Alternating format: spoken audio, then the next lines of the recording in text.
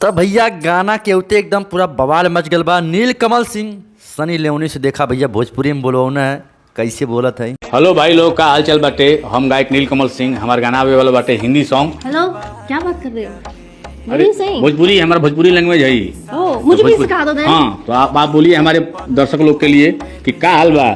क्या हाल बा? हम रउआ सबसे बहुत प्यार करीला। बहुत प्यार करीला। I love you. ओह, आई लव यू। तो हम लोग का गाना आने वाला है टी सीरीज पे, मेन चैनल पे, जिसका नाम है लड़की दीवानी, जिसमें काम किए हैं हमारे साथ superstar. You're the superstar. And guys, please go check out the song. आहा, अच्छा तो लगल है, लेकिन थोड़ा भोजपुरी में एक ठे गानों लिया देता, जैसे भोजपुरी में गाना लोग आजकल का आवत है, वैसे ही तनी एक ठे गाना लिया देता।